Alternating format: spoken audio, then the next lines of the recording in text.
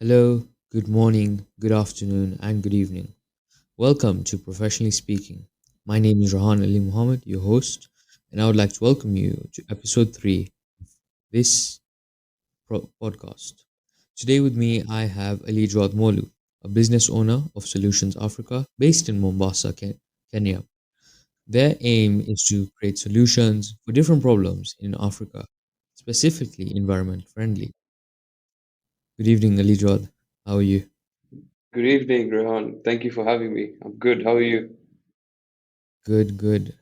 So first, I'd like to thank you for you know coming out and doing this. Really appreciate it. So we're just gonna Not a go over problem. around My pleasure. questions, and we'll just get into it. Have a good conversation. The viewers can sort of understand a bit more about starting up a business, what the difficulties are, how to get through it. So first, can you sort of give an introduction about yourself? What did you do? What did you study? So, born and raised in Mombasa, I studied uh, I did my high school here in Mombasa, and then I went to the UK. I went to the University of Buckingham, small town in the UK, about 15-20 minutes from Milton Keynes. I did my undergraduate degree in business management, and then I did a master's in business administration, so an MBA. And yeah, I got back into Kenya and found an opportunity, found a gap in the market, and we tried to exploit it. And we opened up, as you mentioned, Solutions Africa. It's an electric mobility company, so we're focusing on electric tuk-tuks in the coastal region. For those of you watching, Rehan, yourself as well, you know how popular tuk-tuks are in the coastal region. Everywhere you go, left, right, center, behind you, you're going to see a tuk-tuk, whether it's red, green, blue, yellow, red. You're going to see tuk-tuks wherever you go. So we thought that, since the world is moving electric and everyone's implementing it, why not in Kenya? There's absolutely no issue in starting it up, and that's what we did. And it's been a year and a half now, approximately. So you mentioned about your sort of education on doing an undergraduate in business management and a master's in business administration. Is it a must to go to university to start a business? No, I wouldn't say it's a must. I think if you have the right people around you, the right people guiding you, even if you do study at university and you're fresh out of university, you would still need assistance. Okay, maybe it would be very beneficial to go to university because the stuff you learn, especially along the way, can help you, as you start your business. But in terms of being a fresh graduate, I think experience is also very important. So it has its ups and downs, and we'll look into it, I'm sure, as we keep talking. Yeah. So how long did it take to become sort of a business owner? The education aspect of it. So it took me about 3.5 years to finish both my undergraduate degree and my master's because I did it in a very short period of time. I also did a summer term in that's only it only happens with a few universities in the UK, and the University of Buckingham was one of them. So I was able to do more in a shorter period of time. Everyone was out, in summer, busy chilling on holiday. I said, let me get this done. Let me do things a bit quicker because time is limited, right? And if you're slow, then you might miss out on any opportunities. So that's what I was trying to avoid, and I thank God it went well. So you took around 3.5 years. Do you think if you spent maybe more time in your education, do you think it would have impacted you more? Good question. No, I don't think it would because I already learned all the content. What I needed to do is is to get on the ground and in the field, the real life sort of experiences because a lot of what you learn at university is very important. It is, but it's also very different to what is actually happening. And another thing is I was studying in the UK and I'm working here in Kenya. I started my thing up in Kenya. So two different, playgrounds. So a lot of adjusting, a lot of understanding. It took time, a lot of mistakes, you know, that really made me who I am today or is shaping me to who I want to be. So what made you get into business? I mean, business, I think, is something that's very well known, not only in Kenya, around the world. Many people have started up their own businesses, continuing family businesses. But for you, what was that spark that made you say, I want to go and study business management? I've always, as I've been growing up, I've always seen my dad, in the business field, and the family as well, all revolving around business. I've also seen how difficult some of the fields are, like medicine and getting into such sorts.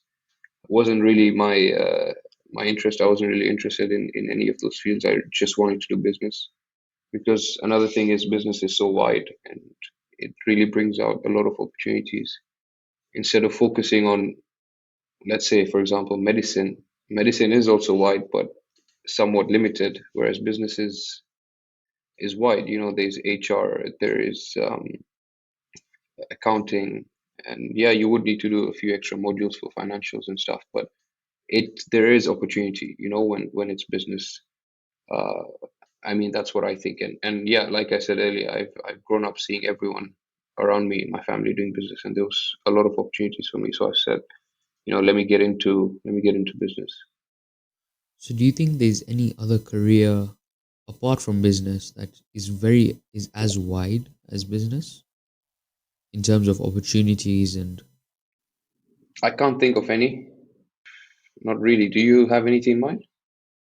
not really as per se. I think even something like medicine can be even wide. You can be a It can, general yeah. practitioner, be a surgeon, a pediatrician, go into mental health.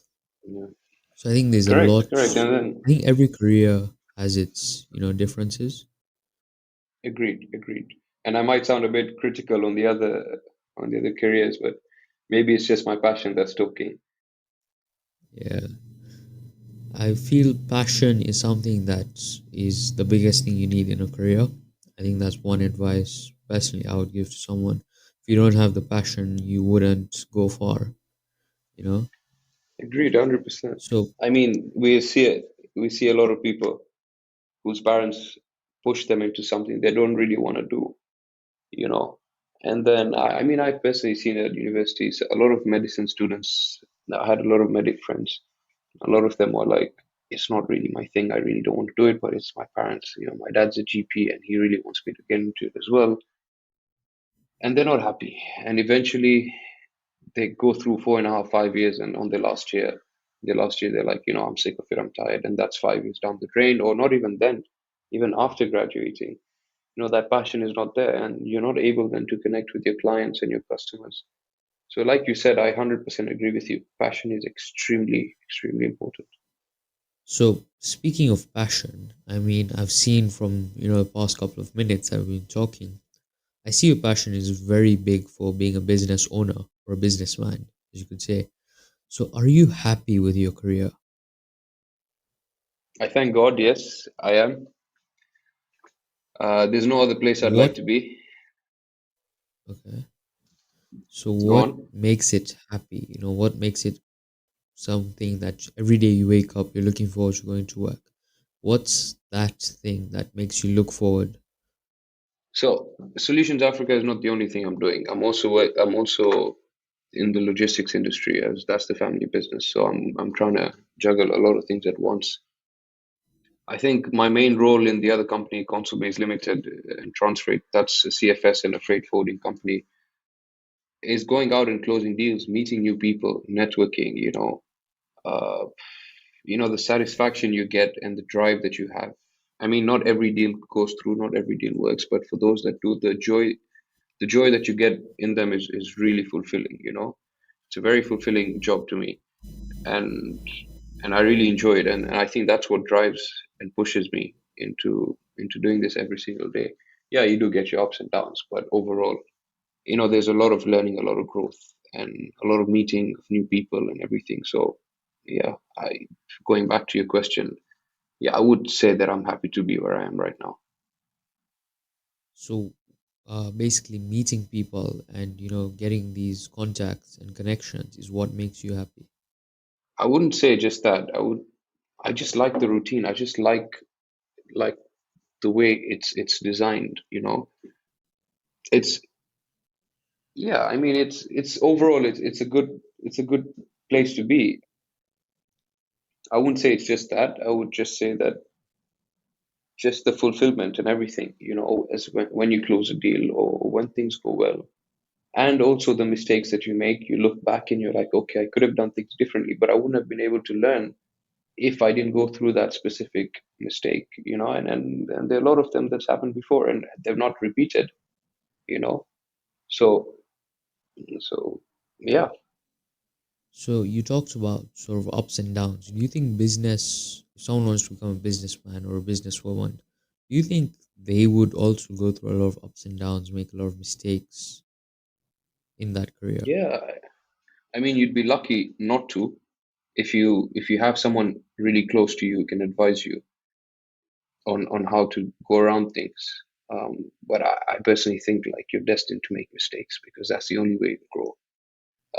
Yeah, having people around you will also push you and support you and give you that push. But yeah, I think it's one of the ways that I've grown. So, I mean, in every career, there's something that is always, I think the community makes it a really taboo thing to talk about. The money you make, you know, is something that many communities say don't go and talk about the money you've made, you know, in your sort of field. Now, on average, not what you make, but on average, what is the pay like for being a businessman or a businesswoman? I mean, I can disclose my figure. I make about $5 million a month. I'm just kidding. I'm kidding. I, maybe, hopefully one day, But generally, I don't know. I think they would make, on average, an average businessman would make about $1,000 a month, which would be, okay, let's just say 150,000 shillings going up, if it's a managerial position. So it can go up till, you know, I don't know, 600,000. And then there's CEO salary as well, which can go higher. But again, I'm in Mombasa, so I would say it's lower here compared to Nairobi. And I believe the cost of living in Nairobi is higher. So it depends. But according to me, I think a managerial position, an average starting point would be 120 to 150,000. So you mentioned things like, cost of living. I know right now when we're recording this, there is currently protests going on for lowering the cost of living because of Yeah. how high things have been getting. But do you think it's like for the work you do, the amount of work you put in, the hours you do you think it's enough? Or is it high enough? Is it good enough? Is it not enough? What, the cost of living? The salary of being a businessman or businesswoman. I don't know. I understand why people are frustrated. But I think people also, I'm not one to talk much about politics, but I think this is a worldwide problem. It's not only a Kenyan issue. Over the past couple of years, there are a lot of different factors that have really, played a part into the current situation we're in. So, yeah, I'm not one really to comment on politics, but yeah, things are tough. And if things are tough for the employees, what about businesses? So it has to go both ways, right? People have to think both ways. And I know during COVID, there were a lot of people who took salary cuts, you know, during COVID, and which was, very good thing because it was either you take a salary cut or you're out, so there was some sort of understanding. And generally, it is a very tough period right now, but there's nothing we can do but just try our best and hope for the best, right? Yeah, so you talked about sort of different factors, as made businesses go through times. I think over the past couple of years, Corona has impacted businesses widely. Yeah. Has Corona, from your understanding, impacted maybe businesses that you've seen around your area, around your surroundings? Of course, cost of living has gone up. Imports have gone down. Well, thank God now they're slowly picking up. But now other factors are also coming in, like these protests and everything. So people are a bit afraid. The dollar rate has also gone really high, compared to the Kenyan shilling. So that also plays a part. it really was a tough time, and we're just hoping that it gets better now. You know, we need to really be together as one and not be divided like the way we're seeing right now in the country, because we've seen where that can take people and where that can take countries. But if we're together, if we have one sort of middle ground and understanding, then we can take this country back to where it was pre-corona. So I want to move into the future, the present, the future, So as you've seen, and I'm sure as you know, as a young guy, you've seen AI grow a lot, artificial intelligence, things like ChatGPT coming out, making students work easier, making businesses work easier. A fun fact I'll give you this is Professionally Speaking's name actually came from ChatGPT. So I see it's clearly Yeah, taking AI. over. Yeah, so AI has gotten a lot of popularity over the past couple of years, and I'm sure it is going to grow, in the next couple of years or the next couple of decades to come. What's your view on it? Do you think it helps? Do you think it's bad? I don't think it's necessarily a bad thing. I use AI myself personally. I mean, why hire someone to write you something when you can have AI do it for you? You know, you have to think fast, you have to think smart, you have to save. I mean, if ChatGPT is something that's free, you're not dumb for using AI. You're just smart, I think. You know, and a lot of people might disagree with me, and yeah, this can potentially affect a lot of people, when it comes to freelancing and jobs like writing, marketing content and stuff like that. But it's where the world's moving. You know, I don't think unemployment would really be affected, maybe a little bit. It's still too early, I think, in my opinion, to say. I've not really done a lot of research into AI to make a sort of judgment, but I use it. I think it's great. I still think there is some sort of human element that's needed, because you don't get 100% accuracy. And for those people who are looking for 100% accuracy, then getting someone, hiring a human would make more sense, right? Or you can mix and match and save on costs as well. Yeah, think about it. You need a post written or an email written or something, and you need it written professionally. Uh, get ChatGPT to write it for you. Send it to hire someone to rephrase it for you and to ensure that it's done correctly. That way, you're saving on costs and you're spending 50% less, and asking someone to write to touch something up for you rather than asking them to do it from scratch. Does that make sense?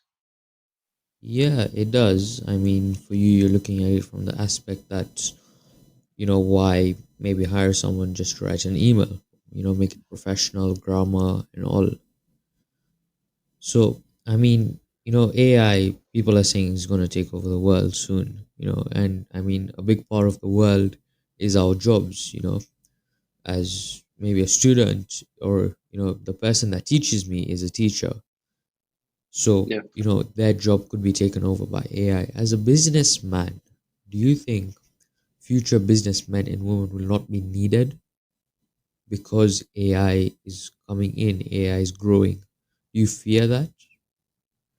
I don't think it's going to happen.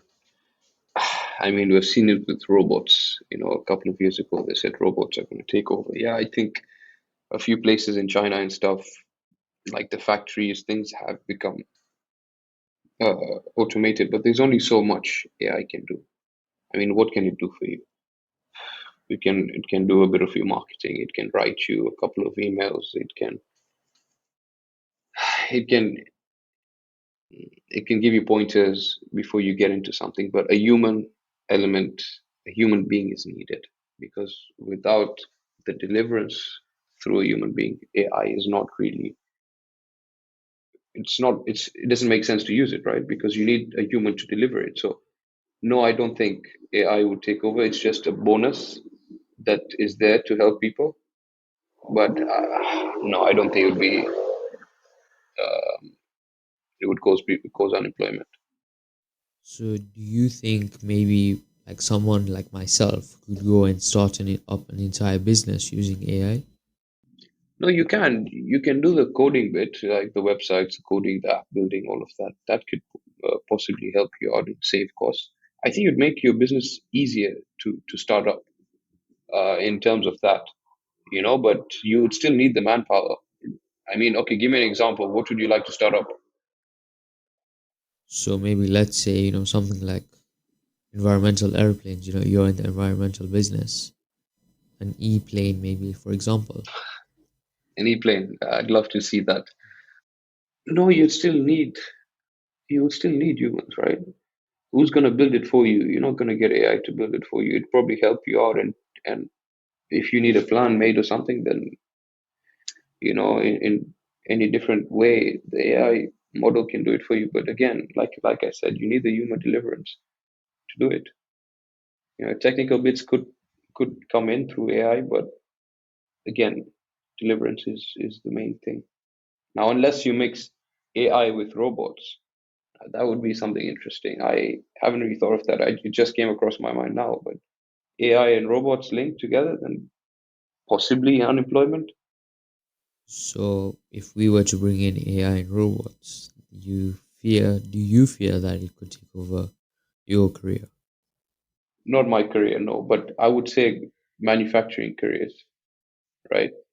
People in the factory, like, I mean, we're seeing it now, right? Toyota, for example, when they assemble their in Japan and in China, wherever they do it, if you've seen looked up videos online, you see how everything is done accordingly. So that is robotics. Now, there might be AI already involved in that.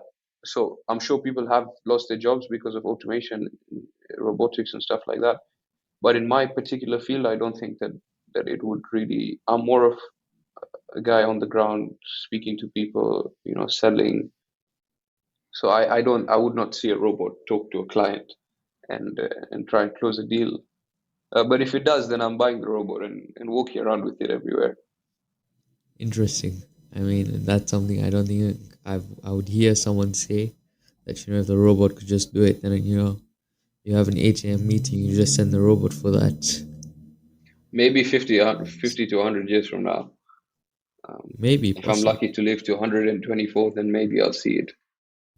Yeah. So, you know, career being a businessman or a businesswoman is, I've seen a lot of businesses open up, whether it's, in the food industry, the environmental industry, manufacturing industry.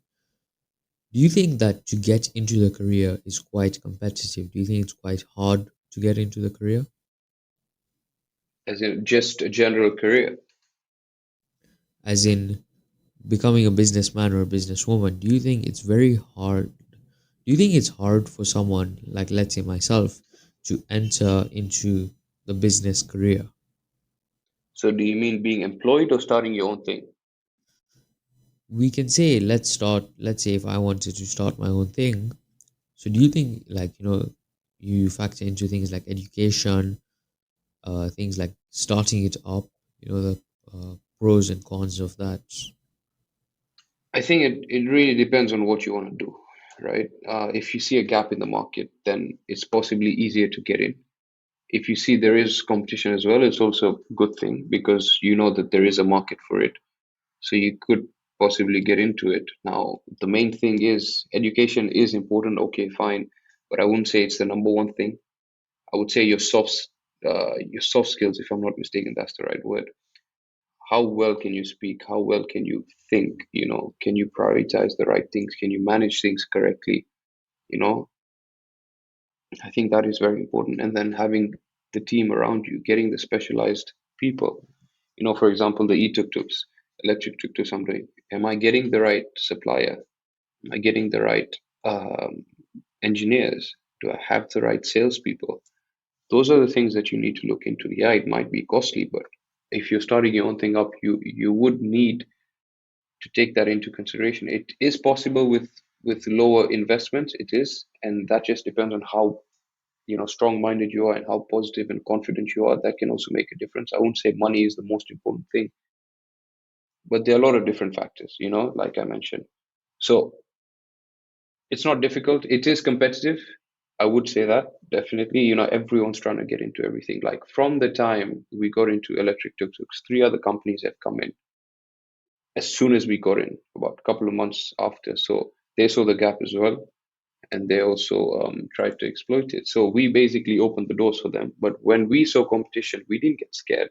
We got happy actually because we said we're going to spend less now on marketing. People are going to be more aware of these. Let the competition come in. We're happy. We're strong. We know what our company is. We have that sort of backing, and let them do the work for us. Why do we need to do the work? It's just like AI. You know what I'm saying? So Yeah, I yeah, get what you're saying. I mean, basically they market it, so yeah, that more people get aware for it. And I think that's, I mean, if you go back maybe around 100 years when cars were maybe just new, one person had to market that car. And as soon as multiple people got in, everyone knew what a car is. Today, everyone's using a correct. car to get around.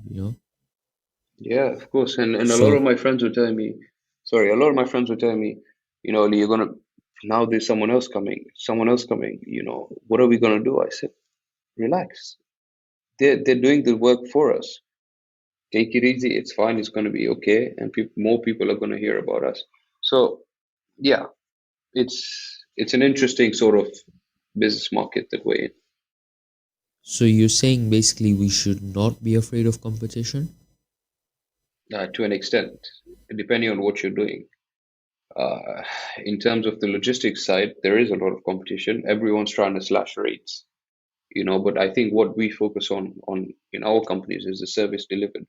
So you can pay $200 for a service at another company and pay $250 with us, but you'd be rest assured that everything will go as planned, as mentioned. Yes, everything has the one-off ups and downs, but what is the after sales? What happened? How is the service compared to the other companies, and how do we compensate if something goes wrong compared to another company? So I would pay a bit more money to make sure that everything goes well versus paying $50 less and being unsure, or having that uneasy sort of feeling. So yeah, So you speaking, I mean, we've talked about, going back and, how career and how being a businessman has been, there, I think, since ever since. Yeah. So in the future, I mean, you're a young guy, you still hopefully have a long time to live. yeah, Would you stay in your career? 100%. I mean, you never know where life can take you. But like I said in the beginning, I don't see myself anywhere. I don't see myself being a dentist. I don't see myself being a cook, only when I need to cook for my wife at home. But uh, I don't see myself do anything else. You know, So you don't, why don't you see yourself doing anything else, Is it maybe this just because of passion? Is it because maybe is other passion. careers are harder than being a businessman? That's a very good question. A lot of people say business is the easy way out, but I don't think so. I feel like it's for me. It's purely based on passion, right? I'm not passionate about being a doctor. I'm not passionate about being anything else. I was passionate at one point about being a pilot. Maybe that's something I could possibly do in the next 10 to 15 years as a side sort of hobby. But I don't see myself doing anything else, you know. Interesting. I mean, some people might have a backup plan, Yeah, in case. and if God forbid this doesn't go well, or if something or the other goes wrong, which I hope it doesn't, then I know that I've learned. I know I have the mindset. I know that business, like I said earlier, is very wide. There's a lot of other things that I could get into potentially, and you know, having a strong CV is also very important. So, I mean, as time passes, I mean, of course, people like my generation are going to grow up. I'm sure the current generation, the current 18-year-olds are coming into, uni and wondering, what should I do? Is there space, for people to come and find a gap in the market and open up a business? There will always be space. It's where you look for it. You have to think and you have to search. You have to do your research. You can't just come in today and say, I want to start electric buses. Like, dude, there's a way, there's research, there's a lot of things that you need to do. Think about it. 10 years ago, there was no electric tuk-tuk market. 10 years from now, we don't know what there's going to be. We just need to stay active. We need to keep looking, you know. So there's always going to be space. And not everyone's going to get into it, but people who work hard and who try their best can do it. People who can go the extra mile. And this is like a general thing overall. It doesn't really depend where you're working, but if you don't work hard, then you can't really expect to be anywhere unless you get lucky, you know? So, do you think that working hard is a skill that every single person needs to have if they want to get somewhere in life? Of course, like unless you get lucky. But I don't think anyone gets anywhere without, working hard. I'll give you an example. There's the whole Ronaldo Messi debate. And a lot of people say that, Messi's a natural and he was born to play well and Ronaldo's a hard worker and everything. I don't believe that. I think that both Messi and Ronaldo worked hard to where they are, right now. It's not only Ronaldo who worked hard, it's also Messi. And so a lot of the times when people say, "Oh yeah, Messi's a hard worker, Ronaldo's a hard worker, and Messi just was born naturally for it," that's not true in my opinion. I think everyone worked hard. So, you're saying that maybe the top business owners, not even only business, I think top celebrities nowadays worked hard. For example, we can say Elon Musk or Mark Zuckerberg. Do you believe that they worked hard to get where they are today? Of course, I mean, if you read the stories, for example, Jeff Bezos, you see where he started. I think he started in a small little, even Mark Zuckerberg, the way he started, I think a lot of 9 out of 10 people have started with very little and have worked extremely hard or have thought really uh, differently to everyone else to get to where they are now. Some of it may be luck. I mean, if you talk about celebrities, some celebrities just do silly shit and sorry, excuse my language, just do silly stuff and get famous, and some of us sillily, if that's a word, follow them and give them more hype, But generally in the business field, yeah, I think nine out of 10 people have worked hard and thought really smart to get to where they are now. So you have, I mean, a couple of years of experience, and I'm sure you've seen a lot of people get into the business field. What's one piece of advice you would give someone thinking about entering your career? Come in, the doors are open, work hard, pay close attention to what you learn at university because even 1 or 2 points that you learn out of the thousand other points that you learn can make a difference. I think it's an unlimited sort of environment. It requires a lot of hard work, it requires a lot of thinking, it requires a lot of strength, because there are a lot of mistakes that one's going to make. So if you have one bad day or a couple of bad days and make a few mistakes here and there, it's not the end. I would say it's just some sort of learning curve for you. You look back and you say, okay, I made this sort of mistake. How can I reflect? So you reflect and you ask yourself, what can I do better? No, it's I would say it's a beautiful place to be, business.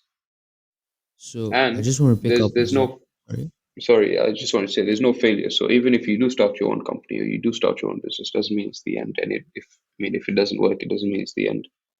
There's always another opportunity. You'll always find something, and you have to be passionate about it.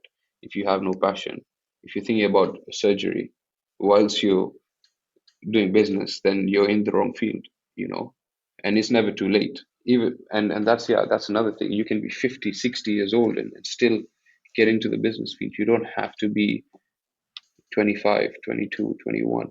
You can be any age. So you talked about something I really liked, reflecting. Do you think in every career it's needed to reflect, or not even in a career, in your day to day life? Do you think that, 100%. maybe before I go to sleep, I sit on my bed and reflect, maybe? Do you think that that's something that people really need to do? course, because without reflection, there's not going to be any growth, right? You make a mistake today, you say something in a business meeting that, for example, that you thought was wrong. So you have to come back, not overthink, but reflect. Where can I improve? Where can I better myself? Because if you don't reflect, then where's the growth, right? So that I think is very important. I hope you reflect as well, you know. I mean, I try to, on things that maybe may ponder over me. But Yeah, thank you, Alijawad. That concludes today's episode. Thank you for coming on no and, problem. I hope, talking about your career. yeah, I hope you got the answers that you're looking for. I wish you all the best, and I think what you're doing is great. All the best. Keep at it, and if you need any other assistance, I'm right here. All right. Thank you, Alijawad. Thank you, viewers, for watching, and we hope to see you soon. Alijawad, any final words? No, all the best. Again, thank you for having me, and I'll speak to you soon. Yeah, I hope the viewers picked something small maybe from our quick discussion. Thank you so much for watching. Yeah, please subscribe, comment, like the video, and we are coming out with a new episode very soon. Thank you. Yeah.